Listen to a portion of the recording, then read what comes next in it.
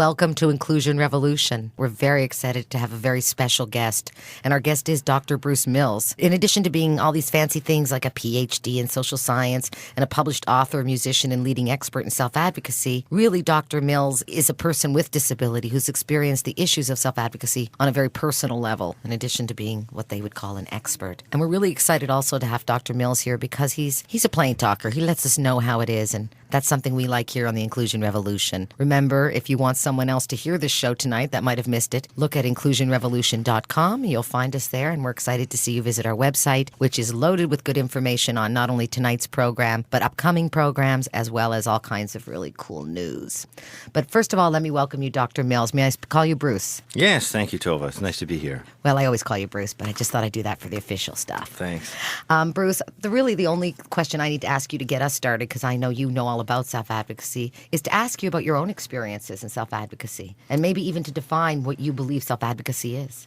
I think the most fundamental definition of self-advocacy is the capacity and the knowledge to stand up for yourself, to take care of your own issues, to take control of your own issues, in essence, to take and have control over your own life. In that context, to go back to the missed part of the first part of your question, I suppose I'm an expert in self-advocacy mostly because of my personal experience. We were talking about that before we came in here. In 1995, I was diagnosed with a terminal form of cancer and given less than 6 months to live. And that was how many years ago? That's 14 years ago. Another person defying what the experts tell us. Good for you. I'll tell you this, that self-advocacy was a very, very important part of my survival. One of the most important turning points in receiving terminal diagnosis, or in essence any kind of really, really bad news about your health, the turning point is when you feel that you've lost control, when you are at the mercy of physicians and specialists who basically run your life for you. As long as they're doing that and as long as you trust them,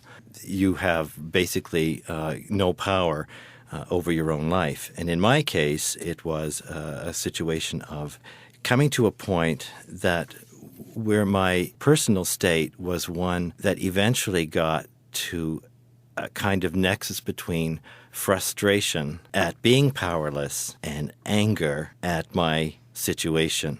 And basically, when most of us are at that point, because that's, I think, where everyone is at who's listening today and saying, so where do I fit into self-advocacy? We're at this anger and frustration point, and I guess there's really only two options, aren't there? I think that the cool thing about this, putting it this way, is that frustration will lead you two places. You can either give up and say, I just give in to this disease, to this condition, and basically... And how society chooses to treat me and the kinds of bureaucracy I'm facing as part of it. Yeah, you can either give up or you can look at the wall and climb over it. The nice thing about anger is that it doesn't really give you those options because anger is a form of power. It is very often a sense of being angry at yourself, at being angry at your family, at being angry at people that are well. And in a sense, there's an adrenaline attached to that, isn't there? An energy. There is indeed. I think that my self-advocacy came from probably more from frustration, but it was motivated, I would say, by frustration, and energy came from my anger. And that transformation led me to, first of all, and I don't advocate this for everybody, but first of all... Is this where we put the warning in? Don't try this at home? Don't try this at home. But first of all, to take control of my own health care. And that meant that necessarily, it was not necessary, for example, to believe every single thing that doctors were telling me. I did not have to have every single procedure. I did not have to have every single chemotherapy session as it was scheduled. I could take time off. I could take medication vacations. Now, obviously, you're a doctor and having the experience, although a psychologist, but having the experience you have, that might be something you, as especially someone, I guess, who's they say is terminal, you might as well try. I mean, there's certainly an essence to that. But we certainly, as you said, don't want people to necessarily make those decisions. But I certainly see we're getting second opinions, not just taking that first word and running with it and saying, I have no option. I can see where that would fit in for anybody. But what I'm interested in hearing from you that really follows with what you're saying is, why is it that everyone is so hesitant to advocate on their own behalf? The answer to that question, which is so fundamental, is that most people feel so stupid when it comes to things that they either didn't know about before or for some particular reason they don't want to know about. With a healthcare issue, it's very often has something to do with fear. I feel better about something if I don't know anything about it. Mm.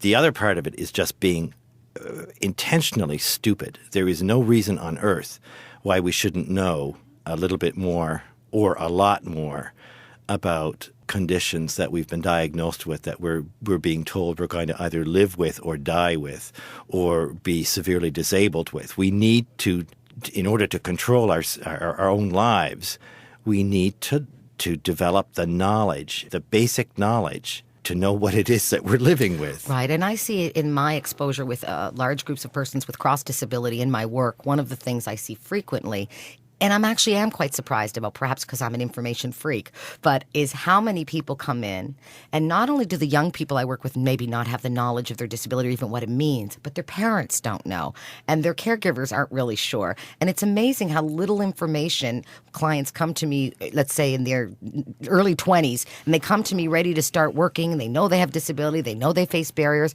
but when we start talking about how their disability gets in the way of their success, to me, it's a barrier that can be overcome. It always can be. And certainly that's step one to self-advocacy, is understanding what your barriers are so that you can begin the process of advocating and asking intelligent questions and getting second opinions and all of that. And quite frankly, Bruce, I'm continually surprised at how few people know about their disability. And in my mind, because of the way I think, I'm shocked because I need to know. I need to understand what's happening to me. And as a person with disability, that's really important to me.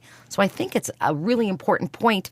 First point to self-advocacy, or first step, is how do people stop feeling what you call stupid, for lack of a better word, but how do people start accepting, I live with this, I need to know about it so I can advocate for myself and make smart decisions? I think you answered your own question. I do that sometimes. In asking the question, I think being stupid is a barrier. And you said one of the things that you hear very often with the groups of people you work with is coming in and saying, I live with all these barriers. Well, I agree. There are many barriers, there are many handicaps, there are many disabilities, there are many impairments. One barrier that can easily be overcome is what I call just plain stupidity, and that is not knowing what's wrong with me. My family doesn't know what's wrong with me. My caseworker, my healthcare worker doesn't know what's wrong with me. As if it were someone else's responsibility to tell me what's wrong with me, instead of me taking control over my own life and finding out what it is and finding out as much as I can about my condition in order to overcome that fundamental barrier that I call, which is a terrible word, but I call being stupid. And you can be willfully stupid and just say, I don't want to know. And we talked about that a minute ago, about because you're so afraid. Correct. But knowledge is power. Getting that knowledge, that information that you need, will help you to overcome that barrier. And it will definitely enable and empower you to overcome fear. And that's a big issue, fear. And what I want to say then is what I'm hearing from you, Bruce, and hearing from us, I guess, because I certainly have a lot to say on this issue as well. And that is the first step. The very first step to becoming a self-advocate is knowing who you are and knowing what your barriers or challenges are, and starting to look into ways that you can address that alternatively than just what one person might have said, or taking the word of your doctor or whomever your expert, blank. I once had a teacher call me and say that of 27 students in her class, 25 were ADD. Now, I knew that just couldn't be it. But what that tells me is those kids have been told they're ADD. Their parents have been told. And are they looking into it? Are they double checking? Are they getting tested? Are they challenging? Or are they just taking the words of these authority figures? And although I don't believe all teachers would do such a thing, I'm saying this was a real story. And again, if we don't first step, understand our disability, and understand, in my opinion, how to communicate about it, and understand what's out there or available for us to get better and to do better.